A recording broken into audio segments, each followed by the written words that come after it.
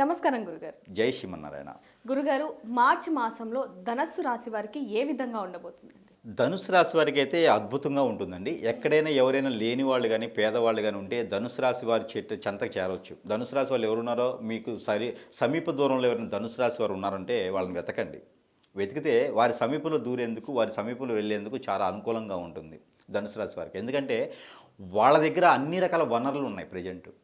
అలా అని చెప్పి ధనుసు రాశి వాళ్ళు కనిపించగానే కిడ్నాప్ చేసి పడేసేయండి.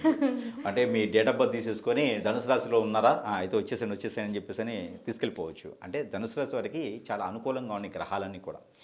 ఎప్పటి నుంచో జాబులో వెసులుబాట్లు కానీ, బిజినెస్లో వ్యాపారాల్లో లాభ నష్టాలు కానీ, నష్టాలే ఉన్నాయి, లాభాలు లేవు ఇప్పటివరకు కూడా. అంటే వీరు బంధువర్గం నుంచి కూడా పెద్దగా ఏమీ కనిపించదు అనమాట. ఎప్పుడు ఏదో చేస్తుంటాడు అనే కానీ ఏం చేస్తారో తెలియదు, ఎవరికి తెలియదు. ఈ ధనుసు రాశి వారికి నరదిశ నరఘోష కూడా కొంచెం బాధిస్తూనే ఉన్నాయి. ఏం చేయకపోయినా కూడా ఈయన దగ్గర ఏదో కోట్ల రూపాయలు ఉన్నాయి, వనరులు ఎక్కువ ఉంటాయి అనే ఒక నరదిష్ట ప్రభావం ఎక్కువగా అనిపిస్తుంది ధనుసు రాశి వారి మీద. అలానే వీరు చాలా సెన్సిటివ్. ఈ ధనుసు రాశి వారు ఒకసారి కాదు అనుకుంటే వాళ్ళ జోలు వెళ్ళరు, కావాలనుకుంటే ఎక్కడి దాకానే వెళ్తారు. ఈ ధనుసు రాశి వారికి అలాంటి గుణగణాలు ఉంటాయి. అందులో ఎందుకు ఇలా గుణగణాలు ఉన్నాయంటే, ఆ రాశి వారికి ఎలా అయితే ఉండాలనుకుంటారో అలా ఉండగలుగుతారు ఈ మార్చి మాసంలో. వారి ఆలోచన ప్రకారంగా, వారి ఆచరణ ప్రకారంగా ఎలా ఉండాలనుకుంటారో అన్ని మాసాల్లో కుదరదు అలాగా, అన్ని సంవత్సరాల్లో కూడా కుదరదు అలాగా. కానీ ఈ మాసంలో, ఈ 2025 సంవత్సరంలో మాత్రమే అది రాణిస్తుంది, పనికొస్తుంది. లవ్ మ్యారేజెస్ కూడా అరేంజ్ మ్యారేజ్గా అవుతాయి. మంచి వ్యాపారస్తులు కూడా మంచి స్థాయికి వెళ్తారు. కానీ పార్ట్నర్షిప్ వ్యాపారాలు పనికిరావు. ఆల్రెడీ చేస్తుంటే కనుక కొనసాగించవచ్చు, కానీ కొత్తగా ఏదైనా పార్ట్నర్షిప్ వ్యాపారం చేయాలంటే మాత్రం పనికిరాదు. ధనస్సు రాశి వారికి ఈ మాసంలో అన్ని రంగాల్లో ఏ విధంగా ఉంది గురుగారు? అయితే కనుక వీరికి పెళ్ళిళ్ళు చేసుకునే విషయంలో అయితే చాలా బాగుందని చెప్పొచ్చు. అలానే కొత్తగా ఏదైనా వ్యాపారం మొదలు పెట్టాలంటే కూడా చాలా అనుకూలంగా ఉందని చెప్పొచ్చు. ఏదైనా ఎడ్యుకేషన్ సంబంధించినటువంటి ఇన్స్టిట్యూట్స్, కాలేజెస్, స్కూల్స్, అలానే వీరికి విదేశాలకు వెళ్ళడానికి చేసేటువంటి క్రయ ప్రక్రియలు కూడా వీరికి చాలా అనుకూలంగా ఉన్నాయి. అలానే ఈ యొక్క ధనుసు రాశి వారికి ఇంకా అన్ని రంగాల్లో కూడా బాగున్నాయని చెప్పొచ్చు. ఎదుటి వాళ్ళకి సహాయం చేయడం, ఎదుటి వాళ్ళకి సానుభూతితో వీరు చేయడం ద్వారా ఏదైతే సహాయం ఉంటుందో దాని ద్వారా వారి జీవితాలు కూడా బాగుపడేలాగా కనిపిస్తాయి. అంటే స్థాపిస్తారన్నమాట, ఒక రంగాన్ని కానీ ఒక వ్యవస్థను కానీ స్థాపించగల శక్తియుక్తులు అనేది ధనుసు రాశి వారికి పుష్కలంగా కనిపిస్తున్నాయి. గ్రహరీత్యా దోషాలన్నీ కూడా తొలగిపోయేసి. అయితే వీరి దాంట్లో పూర్వీకుల శాపం, పూర్వీకుల దోషం ఒకటి కనిపిస్తుంది.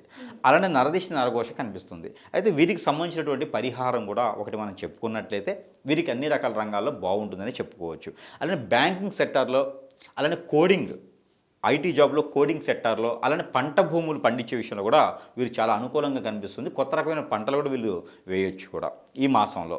అన్ని రకాల ఉత్పత్తులు, రుమ్మతులు తొలగిపోయేందుకు, అన్ని రకాల విఘ్నాలు కూడా తొలగిపోయేందుకు చిన్న చిన్న పరిహారం ఉంటుంది. ఆ పరిహార నిమిత్తం కూడా వీరు చేయాల్సినటువంటి పరిహారం ఏంటంటే పంచామృత అభిషేకం.